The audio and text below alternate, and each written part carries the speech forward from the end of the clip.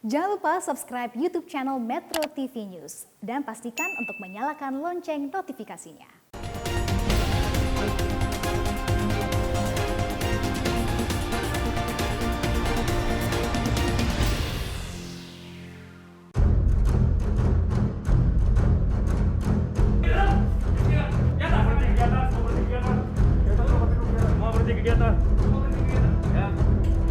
Ya udah, kamu gak usah bayar. Dengar, kamu gak usah bayar. Saya pendengar kotak-kotak motik ya. Ingat ya, kamu gak usah bayar. Ntar goblok lu. Jangan batuk begitu lu, udah mau mati pakai batuk lu. Dasar ya Anda ya. Banyak ngomong, saya konfirmasi baik-baik dari awal. Utang bayar lu, utang lu bayar. Rentetan penggerebekan terhadap sejumlah kantor pinjaman online ilegal terus dilakukan di berbagai daerah selama beberapa bulan terakhir. Hal ini dilakukan sejak Presiden Joko Widodo memerintahkan aparat menindak tegas pinjol ilegal yang semakin meresahkan masyarakat. Dalam 4 tahun terakhir ini, sedikitnya terdapat 3.784 pinjol ilegal yang diblokir, sedangkan pinjol legal yang terdaftar di Otoritas Jasa Keuangan OJK per Februari 2022 terdapat 103 entitas. Meski sudah diblokir hingga ditindak aparat penegak hukum, pinjol ilegal terus berkamuflase, muncul dengan berbagai entitas sehingga sulit dikenali bahkan dideteksi. Itu sebabnya pertumbuhan pinjol ilegal seolah sulit dibendung bagai jamur di musim penghujan. Maklum saja, kebutuhan mendesak di tengah situasi ekonomi terjepit seperti masa pandemi saat ini, kehadiran pinjaman uang secara digital menjadi solusi jangka pendek bagi masyarakat demi memenuhi kebutuhan. Kehadiran fintech peer-to-peer lending atau pinjaman online bagai pisau bermata dua. Di satu sisi menawarkan dana segar dengan syarat peminjaman yang mudah serta proses yang cepat. Hal ini tentu menjadi solusi untuk memenuhi kebutuhan, apalagi di tengah situasi ekonomi sulit seperti saat masa pandemi ini. Namun ternyata di sisi lain, rupanya banyak perusahaan pinjaman online yang cacat hukum. Mereka tidak terdaftar di kementerian terkait. Tata kelola untuk menjalankannya tentu di luar dari aturan semestinya. Bunga tinggi hanya menjadi satu persoalan yang ditimbulkan. Belum lagi tata cara penagihan yang mengusik rasa kemanusiaan. Ujung-ujungnya, masyarakat yang kurang berpemahaman masuk dan terjerat. Bahkan tak sedikit mereka yang ingin mengakhiri hidupnya karena tekanan psikologis. Aneh ya, meski sudah menelan banyak korban, hari berganti hari, tahun berganti tahun, peminat pinjol ilegal terus meningkat. Kondisi ini boleh jadi dimanfaatkan oleh pinjol ilegal untuk meraup peluang uang di tengah kondisi masyarakat yang kian mendesak. Lantas, mengapa pinjol ilegal sulit ditangkap?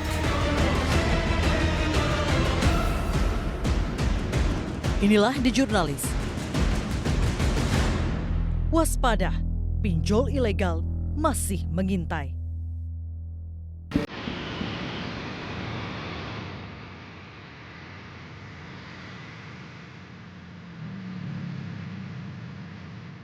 Untuk mengetahui bagaimana para korban bisa terjerat dan terjebak aktivitas pinjol ilegal, kami menemui salah seorang korban pinjaman online ilegal di Jakarta. Meski sudah ada yang terjerat hukum, namun nyatanya praktik pinjaman online ilegal ini masih marak. Bahkan korbannya pun juga masih banyak. Saat ini kami tim The Jurnalis akan menyambangi salah seorang korban pinjaman online ilegal di salah satu kawasan di Jakarta Selatan.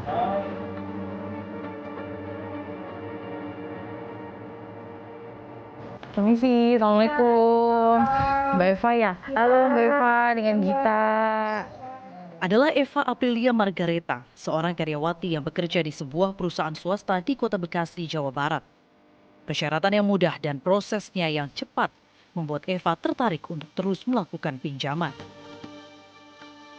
Itu sebabnya perempuan berusia 32 tahun ini justru semakin terjerembab sulit keluar dari kejamnya sistem pinjol ilegal. Tahun berapa waktu itu terjerat pinjaman online? Saya terjerat pinjaman online itu di tahun 2019 dan terakhir nggak bisa bayar, sudah galap-galap itu di tahun 2020 yang stuck, udah bener-bener yang udah banyak banget yang kita bener-bener nggak mampu. Waktu itu kenapa memutuskan untuk pinjaman online ilegal? Pertama saya kena itu di legalnya dulu ya. Dan untuk bayar di legal itu saya udah coba narik legal dan sudah nggak ada aplikasi lagi di legal yang bisa saya tarik, akhirnya larilah ke ilegal. Dan kadang itu di aplikasi legal itu juga ada cabangnya di ilegal, jadi kita ditawarin di SMS, di WA, kalau kita nggak bisa bayar gitu bisa tarik dengan aplikasi ini loh, ini linknya, kita dikasih link untuk narik Itu di ilegal. dari yang legal? Dari yang legal. Kenapa memutuskan untuk berani melakukan pinjaman online itu? Karena pada saat itu kita udah bingung nih Mbak, udah mau pinjam sana sini kita nggak ada, jalan pintas kita larinya ke online. Kita main HP aja ada, kita main handphone aja kan ada tuh penawaran, jika butuh uang ini tuh kan yang paling gampang. Akhirnya cobalah klik itu. Namun ia tak pernah menyangka jika bunga yang dibebankan oleh pinjol ilegal begitu tinggi. Gali lubang tutup lubang melalui 40 aplikasi pinjaman online digital, faktanya tak mampu membendung jumlah pinjaman pokok dan bunganya yang semakin membengkak. Alhasil, total uang yang dikeluarkan untuk membayar pinjol ilegal mencapai 130 juta rupiah. Dalam waktu tempo 7 hari kita pinjam 1 juta, terimanya 640, nanti baliknya 1.300.000, 1.200.000 dalam waktu 7 hari. Bunganya besar? Banget, hampir 50% jatuhnya kan. Ini yang legal justru yang nggak kebayar. Yang kebayar ilegal? 130 berapa gitu. 130 juta? Iya. Ini lagi DC nih Mbak, lagi telepon nih dia nih mau ada tagihan. Kebetulan ini salah satu debt collector yang nelpon ke Mbak Eva mau menagih hutang. Ya halo. Halo, dengan Eva ya? Iya, dari mana? Ini bagaimana utang kau dengan aplikasi Pintu Kaya? Kenapa nggak kau bayar-bayar? Iya sabar ya Mas, saya masih nunggu dananya belum ada. Nggak ada terus kau. Dasar kawan kau mau bayar utang kau atau tidak? Intinya itu aja. Iya sabar, saya masih nyari dananya, bukan saya nggak mau bayar ya, saya itu masih nyari dananya Mas. Dana dari mana? Kapan kau mau bayar? Kau sebarkan kau foto kau ke nomor-nomor kontak kau. Permalukan kau. Iya sepatnya saya bayar. Aku maunya sekarang.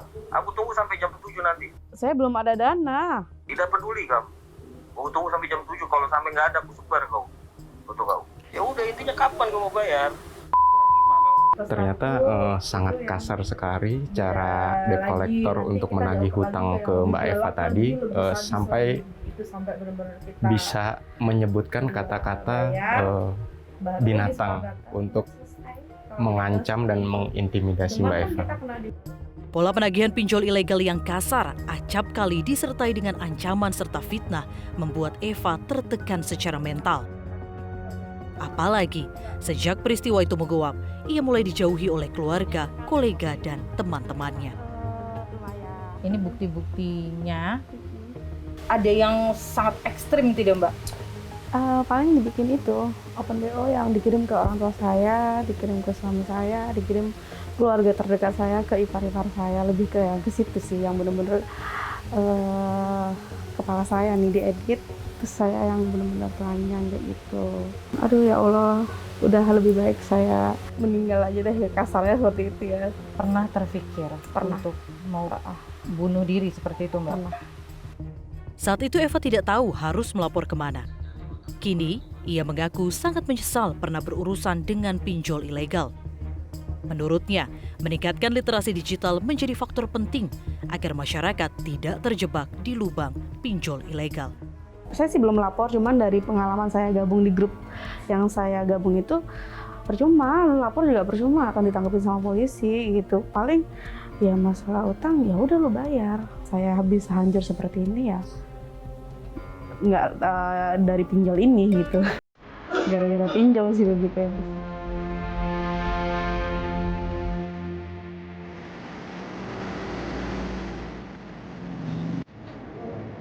Eva adalah satu dari ribuan korban lainnya yang terjerat pinjol ilegal. Kebutuhan mendesak menjadi alasan Eva untuk meminjam uang, terlebih pinjol ilegal menawarkan persyaratan yang mudah serta pencairan dana yang cepat.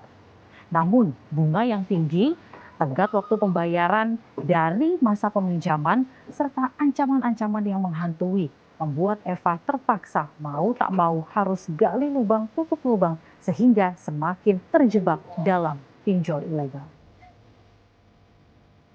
Hingga Desember 2021, perusahaan pinjaman online telah menampung sebanyak 809.000 pemberi pinjaman dengan jumlah peminjam sebanyak 73,24 juta nasabah. Dari jumlah itu, total dana yang disalurkan mencapai 290 triliun rupiah lebih.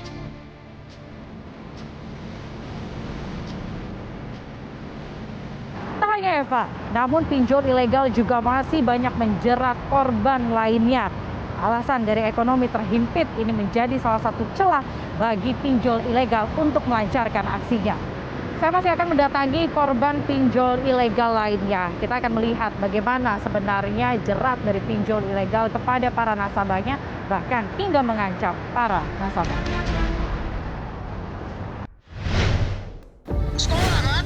Bisa baca, dilihat. Banyak berarti ya? Gua udah santai, elunya. Gua telepon elu reject.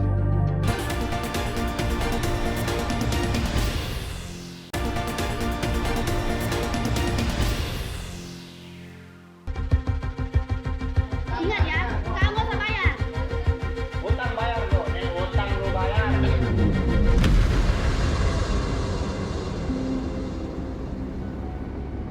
Ada beragam cara yang dilakukan oleh perusahaan pinjol ilegal dalam menjalankan operasinya. Mulai dari mempersempit aturan waktu pengembalian uang pinjaman, menetapkan besaran bunga secara sepihak, mengancam dan meneror saat melakukan penagihan hingga membongkar aib peminjam. The Jurnalis juga menemui korban pinjol ilegal lainnya di Jakarta. Tidak hanya Eva, namun saya juga akan mendatangi salah seorang korban pinjol ilegal lainnya yang dulu sempat sekali terpuruk, namun sekarang sudah mulai perlahan bangkit. Bahkan ternyata ia juga membantu korban-korban pinjol ilegal lainnya untuk bisa bangkit dari keterpurukan sebelumnya. Seperti apa kemudian kisahnya, kita akan cari tahu.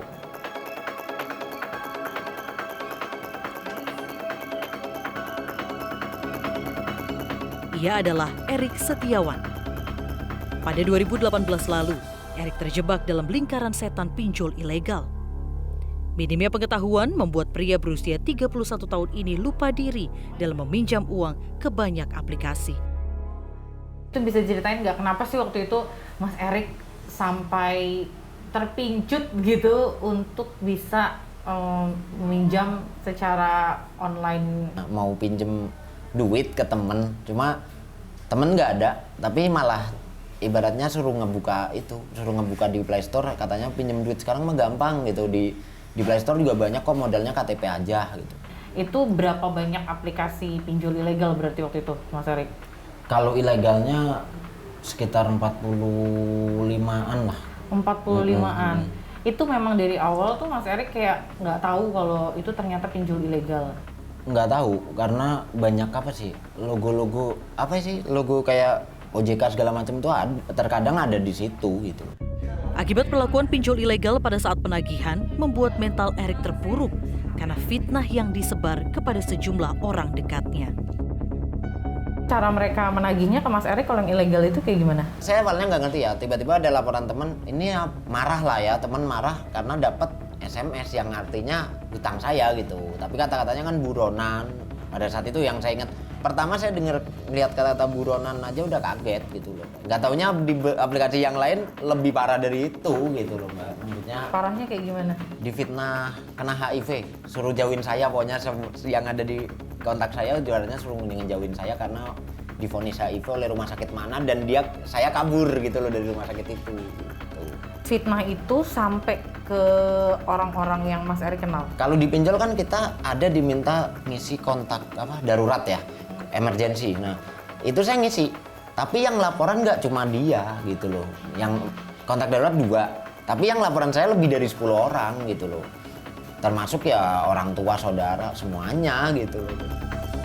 Dan seperti inilah pola penagihan kasar pinjol ilegal, baik melalui pesan tertulis hingga menggunakan rekaman suara. Ini ya Mas ya? Maaf. Oke. Kok tanya kenapa? dilihat, dibaca. Sekolah kan?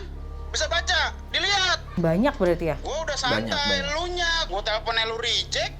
Yang gak santai siapa? Lu apa gua sekarang? Nah, jadi memang contoh-contoh seperti ini itu adalah hal yang paling sering dilakukan oleh para pinjol-pinjol ilegal gitu ya Mas ya. Iya.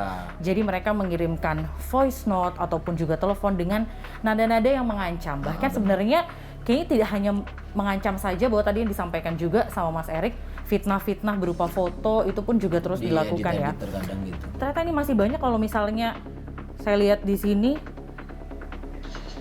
Setidaknya gue masih ada usaha, niat buat kerja nggak kayak lu. Masa iya lu cuman bisa minjol doang, ngutang doang? Mikir lah bos, gue jadi bobo pinjol juga gaji gue 7 juta bos, nggak kayak lu. Pinjol cuma 1.500.000, receh. Anak gue jajannya 3 juta. ini juga dialami oleh hampir seluruh korban pinjol ilegal. Kemungkinan itu seperti besar ini ya ngalamin Mas kayak ya. gitu. Ancaman-ancaman yang lebih kasar pun juga ini juga banyak gitu ya Mas. Banyak sih kalau apa ya, yang foto-foto edit gitu-gitu kan, ada foto dia edit terus SMS-nya gitu yang di-share. Mas Diki, deh tadi aku ngelihat handphonenya banyak telepon. Iya. Ini emang telepon dari pinjol. Pinjol semua nih. Maksudnya sekarang gimana nggak stres ibaratnya Mbak? Maksudnya ini kelihatan beberapa detik sekali kan, ibaratnya begini nih.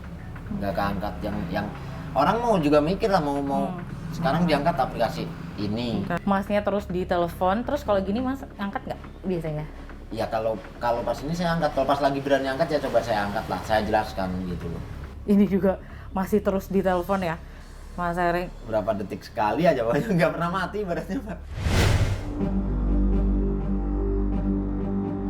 Meski sudah melaporkan kasus tersebut kepada Satgas terkait, namun sama sekali tidak ada respon. Mas Erik sempat ada niatan ngelapor nggak sih Mas? Mungkin ke Satgas Investasi atau ke polisi gitu dulu waktu Mas terjerat pinjol ilegal? Saya pernah ngalamin lapor itu model-model ke Satgas ya, SWI ya, SWI gitu, terus OJK.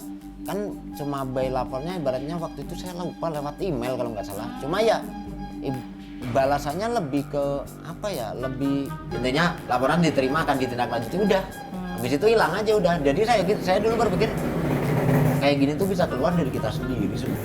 Tapi nggak sempat mau ngelapor polisi waktu itu nggak? Saya nggak berani. Pada saat itu saya mikirnya malah saya kira saya bakal di penjara gitu. Kalau urusan kayak gitu ya nggak berani buat lapor. Kini, pria asal Jawa Tengah ini pun aktif membantu mengadvokasi korban-korban lain yang tengah terjebak dalam lingkaran setan pinjol ilegal. Erik dan Eva adalah salah satu dari sekian banyak korban pinjol ilegal yang tak berdaya saat berhadapan dengan pinjol ilegal. Untuk itu, sudah semestinya pemerintah memperketat regulasi, memperkecil celah yang selama ini menjadi pintu masuk bertumbuhnya pinjol ilegal.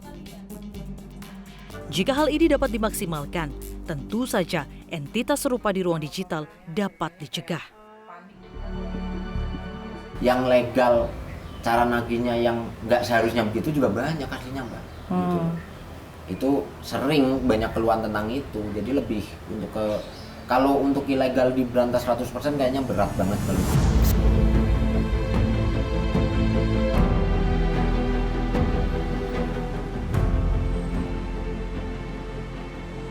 Satgas Waspada Investasi OJK menyebut setidaknya ada 103 perusahaan pinjaman online legal yang tercatat di OJK. Jumlah dana yang disalurkan perusahaan pinjaman online sebesar Rp295,85 triliun sepanjang tahun 2021. Dana ini didapatkan dari transaksi yang dilakukan oleh 809.000 pemberi pinjaman dengan total 73,24 juta peminjam. Angka pinjaman online terus meningkat setiap bulannya. Setidaknya data yang kami peroleh di Desember 2021, nilai pinjaman naik 4,86% dari Rp12,97 triliun menjadi Rp13,60 triliun. Jumlah peminjam juga naik sebesar 6,32% di bulan Desember 2021. Mayoritas peminjam atau 10,64 juta peminjam berasal dari Pulau Jawa. Masih di bulan Desember 2021, sebanyak 8,96 triliun rupiah pinjaman atau 65,88% diberikan ke sektor produktif. Sedangkan 2,86 triliun rupiah lainnya diberikan ke sektor bukan lapangan usaha. Tak sampai di situ, bahkan Pusat Pelaporan dan Analisis Transaksi Keuangan PPATK mengungkapkan nilai transaksi pinjol ilegal sudah mencapai 6 triliun rupiah. Angka ini tentu sangat besar dan mengkhawatirkan, mengingat pinjol ilegal sudah sangat masif dan sistemik. Dengan nilai bisnis yang begitu besar, tentunya harus ada pengetatan aturan agar pinjol ilegal dapat ditertibkan, mengingat potensinya yang begitu besar. Pasalnya, peraturan yang ada saat ini faktanya belum mampu untuk menangkal pertumbuhan pinjol ilegal. Lantas, bagaimana sebenarnya mekanisme pembuatan dari aplikasi fintech? Dan meskipun dinyatakan aturannya ini sudah ketat, namun ternyata pinjol ilegal masih juga terus bermunculan.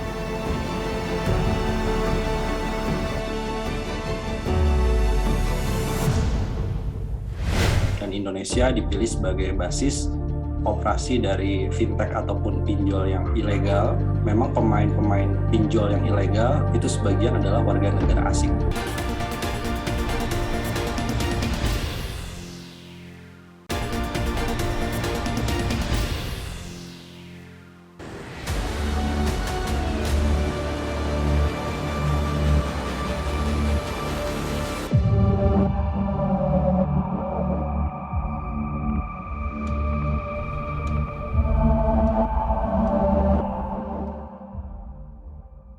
Semakin banyaknya masyarakat yang menjadi korban pinjaman online tersebut. Dari mulai intimidasi dengan cara-cara yang kasar, bahkan sampai data pribadinya disebar dengan cara yang tidak mengenakan. Saat ini kami sedang menuju kantor LBH, Lembaga Bantuan Hukum Jakarta, untuk menanyakan ke salah satu pengacara publik LBH, yaitu Nelson Nicodemus, tentang sudah berapa banyak masyarakat yang melaporkan terkait kasus menjadi korban pinjaman online tersebut. Juga sudah sejauh mana proses penanganan bantuan hukum tersebut.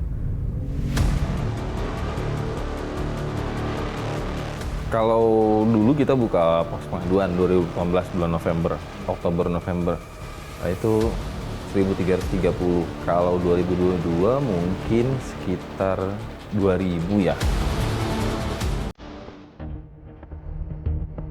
Ironisnya, dari laporan tersebut, mayoritas korban pinjaman online ilegal sebanyak 70%-nya adalah perempuan.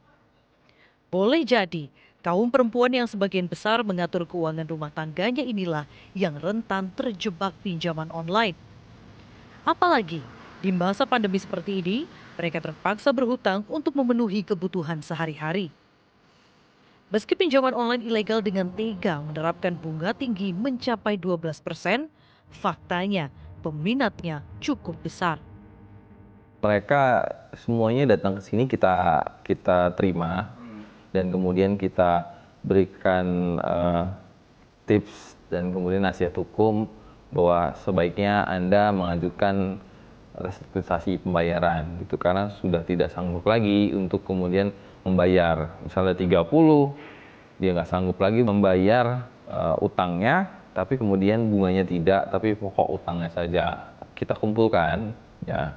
Dan kemudian kita dapat data dari situ, berapa persen yang mengalami pengancaman, berapa persen yang mengalami bunganya sangat tinggi, berapa persen yang kemudian mengalami penyebaran data pribadi, pelecehan seksual, gitu ya. Yang kemudian kita dapat, itu kemudian kita kembangkan terus berdasarkan orang-orang yang ngadu, itu kemudian kita gugat ke Pengadilan Negeri Jakarta Pusat di Kemayoran. Mengakarnya persoalan pinjol ilegal juga mendapat perhatian penuh dari orang nomor 1 di negeri ini, Presiden Joko Widodo. Banyak penipuan dan tindak pidana keuangan telah terjadi. Saya mendengar masyarakat bawah yang tertipu dan terjerat bunga tinggi oleh pinjaman online yang ditekan dengan berbagai cara untuk mengembalikan pinjamannya. Oleh karena itu, perkembangan yang cepat ini harus dijaga, harus dikawal, dan sekaligus difasilitasi untuk tumbuh secara sehat. Kami lantas menelusuri keberadaan pinjaman online ilegal di platform aplikasi Play Store. Dari hasil pencarian kami, sejumlah aplikasi pinjol yang belum terdaftar di OJK masih banyak ditemukan.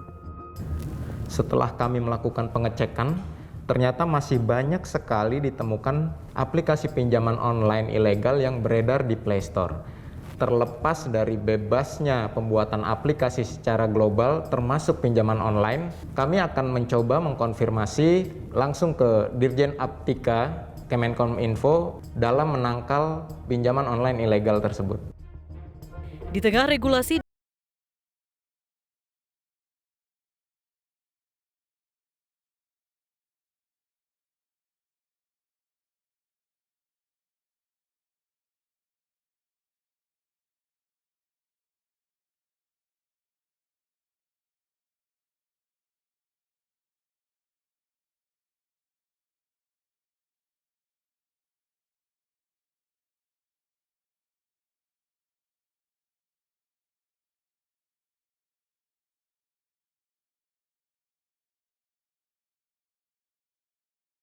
khusus untuk mengatur pinjam-meminjam uang dengan menggunakan berbasis teknologi informasi.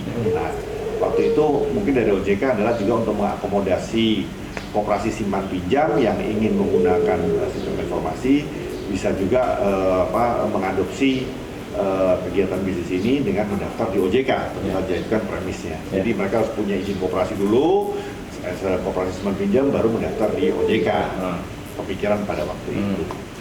Nah, namun dengan berjalannya waktu sampai saat ini ya, waktu terdaftar pun kami sebagai anggota API saya rasa mungkin saya salah, hampir tidak ada atau mungkin sangat sedikit sekali yang mendaftar itu bentuknya koperasi.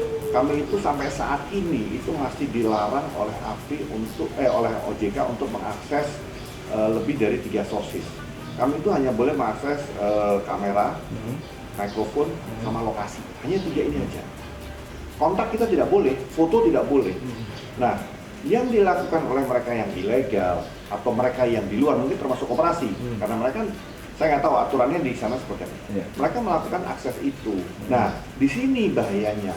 Pada saat mereka bisa mengakses kontak, orang yang ditagih yang berutang tidak mau membayar atau susah atau handphonenya dimatikan ya mereka akan mencari orang-orang yang lain yang ada di sekitar situ. Nah, di sini permasalahan timbul. Menurut saya itu peran regulator dan pemerintah untuk menata industri ini. Lebih lanjut, The Journalist menemui Samuel Abrijani Pangarepan, Dirjen Aplikasi Informatika Kementerian Komunikasi dan Informatika di kantornya pertengahan Februari lalu. Data yang kami peroleh dari Dirjen Aptika, sejak tahun 2016 hingga awal tahun ini, sedikitnya terdapat 35.575 aduan yang masuk ke Kementerian Kominfo. Dan selama periode itu pula, sedikitnya 5.543 aplikasi pinjol ilegal sudah diblokir. Tapi sebenarnya cara pembuatan dari aplikasi itu seperti apa sih Pak? Persyaratannya sampai akhirnya bisa membuat sebuah aplikasi? Ya, persyaratannya pertama dia harus punya aplikasinya, dia tujuan aplikasi apa, bagaimana sistem keamanannya, dan juga bagaimana dia perlindungan data pribadinya. Habis diajukan ke kalau dia itu ada fintech, pinjam-meminjam, itu ke OJK. Kalau kita buka ini ya Pak di Play Store gitu, ini aplikasi pinjol-pinjol ilegal ini kan sebenarnya banyak ya Pak, gampang sekali kita temui. Kalau aplikasi apalagi dia sudah pernah buat kan sisa ganti nama. Sama juga yang website-website yang kita blok itu kan kita sisa ganti nama mereka. Aplikasinya sudah jadi. Nah, jadi setiap aplikasi yang kategori fintech itu harus melampirkan izin dari OJK. Nah, kadang-kadang mereka nakal waktu mengajukan bukan atas nama kategori fintech. Jadi mereka muncul aja, makanya kita harus cari, kita laporkan. Habis itu diturunkan juga. Cuma kan blokir dan menurunkan itu kan kayak Tom and Jerry tuh. Lari-larian, kejar-kejaran. Karena tadi kalau aplikasi sudah ada, sistem berubah namanya. Nah, Maka yang sangat penting adalah bagaimana tadi kita tetap menegakkan hukum kita dengan tadi men-take down, kalau bisa dicari orangnya kita bisa proses di hukum. Untuk mengawasi aplikasi tersebut sejauh ini Pak? Tata cara pengawasannya Pak? Nah terkait tadi pengendalian terhadap aplikasi itu ada mesinnya kita. Sejauh ini, Indonesia memang menjadi serbuan aliran uang pinjaman online ilegal yang diduga berasal dari luar negeri seperti Cina hingga Singapura. Para pemain pinjol tersebut sengaja memutar uangnya di Indonesia karena terbentur aturan di negaranya sendiri. Untuk memuluskan rencananya itu, pinjol ilegal mengadopsi skema Ponzi dan berkomplot dalam menjerat korban melalui platform digital. Mereka akan menggiring para korbannya yang gagal membayar agar meminjam uang dari penyelenggara pinjol ilegal lainnya. Pada waktu itu terjadi penggerebekan besar-besaran di Tiongkok. Jadi sebanyak 1.500-an fintech itu izinnya dicabut dan aksesnya ternyata mereka mencari target operasi yang baru. Dan Indonesia dipilih sebagai basis operasi dari fintech ataupun pinjol yang ilegal dan menawarkan bunga yang sangat tinggi. Nah ini akhirnya pada tahun 2018 OJK sudah mengklaim bahwa memang pemain-pemain pinjol yang ilegal itu sebagian adalah warga negara asing. Dan 2021 ini penggerebekan terjadi di beberapa tempat, makin menguatkan indikasi memang pemainnya ini adalah sindikat pinjaman online internasional yang ilegal. Maklum saja, berdasarkan catatan OJK, nasabah pinjaman online ilegal di Indonesia jumlahnya mencapai 73 juta peminjam dengan total transaksi mencapai 293 triliun rupiah lebih. Angka ini tentu menjadi gula-gula bisnis menggiurkan bagi para pemain pinjaman online termasuk yang ilegal. Tapi sebenarnya kalau di tracking ini tidak hanya di dalam ya Pak ya? Ini memang kan pemainnya dari luar dan pindah-pindah. Dia melihat kerentanan masyarakat dari satu tempat ke tempat lain. Biasanya di negara-negara yang sedang berkembang, itu gamblingnya tinggi juga mereka. Tapi pastinya mereka juga tahu risikonya lebih, untungnya lebih besar kali. Tadi karena ada modus-modus kita waktu dalam melakukan pendalaman kasus itu, ternyata memang jadi modus mereka. Sebenarnya mereka modusnya penipuan, pemerasan dengan metode kayak pinjol.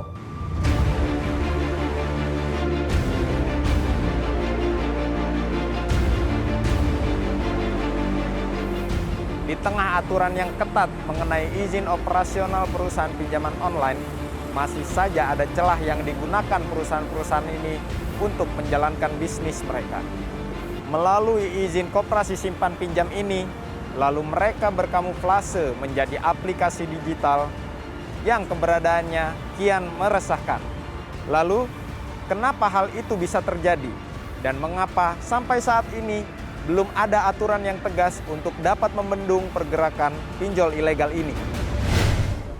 Kami juga melihat adanya beberapa entitas yang berkedok operasi ya, yang memfasilitasi atau bekerjasama dengan pinjol-pinjol ilegal ini.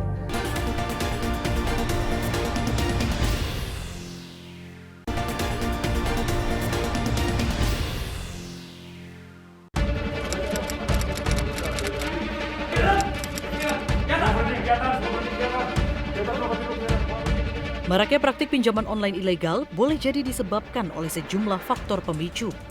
Mulai dari lemahnya regulasi, utamanya dalam sistem pengawasan, penegakan hukum terhadap perusahaan pinjol ilegal yang belum maksimal, perilaku masyarakat yang konsumtif, serta masih rendahnya literasi keuangan digital masyarakat. Untuk mengetahui persoalan ini lebih jauh, kami mendatangi Ketua Satgas Waspada Investasi Otoritas Jasa Keuangan OJK, Tongam Lumban Tobing, guna mencari tahu bagaimana sebenarnya regulasi yang selama ini diterapkan oleh OJK dalam menangkal pertumbuhan pinjol ilegal. Maklum saja, aturan yang sudah ada saat ini masih belum mampu menangkal pertumbuhan pinjol ilegal. Meski OJK mengklaim tiap tahun jumlah situs fintech ilegal berkurang, namun Tongam mengungkap sejak 2018 hingga Februari 2022, aduan yang masuk ke OJK mencapai 5.543 aduan dan total pinjol ilegal yang telah dihentikan mencapai 3.748. Itu dari sisi pengaduan memang meningkat ya. Tapi kalau kita lihat dari sisi jumlah entitas yang kita hentikan kegiatannya yang menawarkan pinjol ilegal ini, ada penurunan sebenarnya. Di 2019 itu jumlah pinjol ilegal yang kita hentikan itu mencapai 1.493. Di 2020 turun menjadi 1.026. 2021 turun menjadi 811. Jadi secara kuantitas entitas yang menawarkan pinjol itu menurun, tetapi pengaduan masyarakat memang meningkat. Ini bisa terjadi karena beberapa hal kemungkinan ya. Yang pertama karena memang masyarakat kita semakin terbuka ya, semakin terbuka mengetahui saluran-saluran pengaduannya semakin transparan. Untuk menghindari radar pengawasan OJK, sejumlah pinjol ilegal berkedok sebuah koperasi simpan pinjam dalam memuluskan aksinya. Meski OJK telah melakukan moratorium sejak 2020 lalu, faktanya masih terdapat pinjol ilegal bermunculan. Wajar jika masih banyak aturan yang perlu dibenahi. Iya, itu ada dugaan memang seperti itu. Jadi kami juga melihat adanya beberapa entitas yang berkedok koperasi ya, yang memfasilitasi atau bekerjasama dengan pinjol-pinjol ilegal ini. Nah, ini tentu juga menjadi perhatian kita bersama bahwa kalau meminjam secara online, perhatikan 4 tips ini. Yang pertama adalah pinjam hanya pada pinjaman online yang terdaftar atau berizin di OJK. Februari 2020 jumlah pinjaman online yang terdaftar atau berizin di OJK itu mencapai 160-an ya. Nah, sekarang menurun jadi 103. Nah, di sini berarti ada beberapa pinjaman online ilegal yang memang tidak diberikan izin untuk melakukan kegiatannya karena tidak memenuhi syarat untuk menjadi perusahaan pinjaman online. Kami dari Satgas Waspada Investasi melakukan cyber patrol harian tentunya. Jadi dari Kominfo itu menyampaikan daftar harian entitas-entitas yang diduga menawarkan pinjol ilegal. Kemudian kami verifikasi, kemudian kita blokir. Jadi prinsip dari Satgas Waspada Investasi saat ini adalah kita blokir sedini mungkin sebelum ada yang akses atau yang download. Jadi begitu muncul kita injak, begitu muncul kita injak. Namun demikian memang ada penawaran-penawaran tanpa melalui web, melalui SMS. Nah, ini menjadi kesulitan tersendiri tentunya karena kita tidak bisa mendeteksi orang lain mengirim SMS ke masing-masing masyarakat kita tentunya.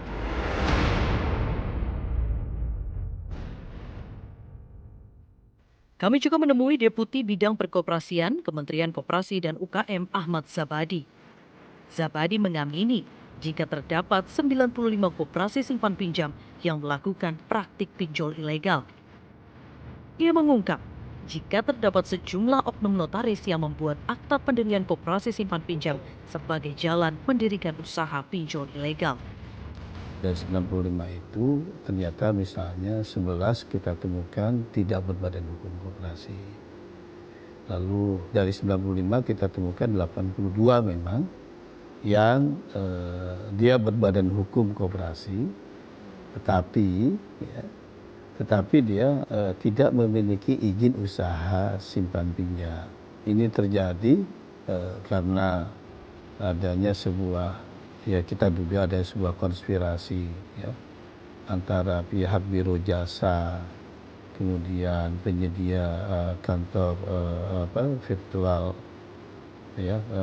office ya, dengan pihak-pihak oknum ya, yang terindikasi berdasarkan keterangan dari Barreskrim, dukung-dukung dari luar. Mereka melakukan konspirasi untuk penyelenggaraan praktek pinjol ilegal ini. Dan ternyata dari data dan koordinasi yang kami dapatkan dari Satgas Waspada Investasi OJK, ini lebih dari 4.500 ya, praktek pinjol ilegal ini dilakukan oleh pihak-pihak yang tidak bertanggung jawab.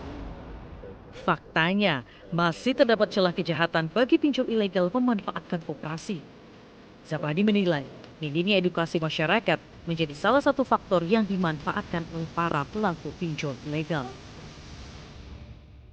Nah, Pak, tadi di tengah ada celah, masih juga ternyata kecolongan gitu Pak ya, kita sebutnya. Ini kenapa? Sebenarnya apa kendala lainnya Pak? Namanya praktek kejahatan ini selalu saja ruang-ruang gelap ini dimanfaatkan oleh oknum-oknum yang ingin mengambil keuntungan dengan cara-cara yang tidak sah itu. Kemudian apakah akan ada juga penyempurnaan aturan Pak dengan beberapa kementerian lembaga terkait dengan pinjol ilegal ini Pak? Kita selalu ingin tentu kewajiban kami untuk merespon kebutuhan sebuah regulasi yang melindungi dan sekaligus memayungi bisnisnya, melindungi masyarakat dari praktek yang merugikan, tetapi juga kemudian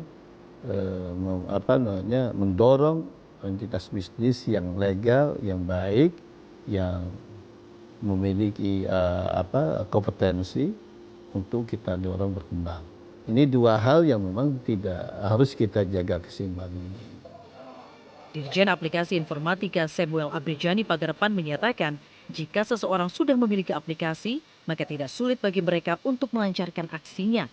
Bahkan bisa mengganti-ganti nama aplikasi yang dimiliki. Kalau saya, mendingan kita mempersempit ruang gerak mereka. Kalau tidak ada demand-nya, tidak ada orang yang mengakses layanan pinjol ilegal, mereka akan mati sendiri. Ya kan? Makanya tadi, selain kita melakukan pengendalian, perlu juga melakukan pendidikan masyarakat, literasi masyarakat, supaya kalau masyarakatnya tidak mengakses yang ilegal, ya nggak ada yang download. Ini yang justru kita harus gaungkan bersama, sosialisasi bersama. Layanan fintech itu sangat dibutuhkan masyarakat. Tapi gunakan layanan yang sudah terdaftar. Kenapa? Kalau ada apa-apa permasalahan antara peminjam dan yang memberi pinjaman, pengawas ini bisa masuk. Pengawasan dibuat berlapis. Pertumbuhan pinjol ilegal seolah makin sulit ditangkal. Itu bukannya menghalangi untuk berbisnis, karena ini yang ilegal-ilegal ini langsung dimarak. Kita supaya tidak lose track, jadi kita berantas dulu. Kita lihat juga polisi juga bekerja cepat, berapa orang sudah ditangkap kan. Yang ini juga berapa tadi penggerebekan di mana-mana sudah mulai dilakukan. Itu tadi mempersempit ruang gerak mereka.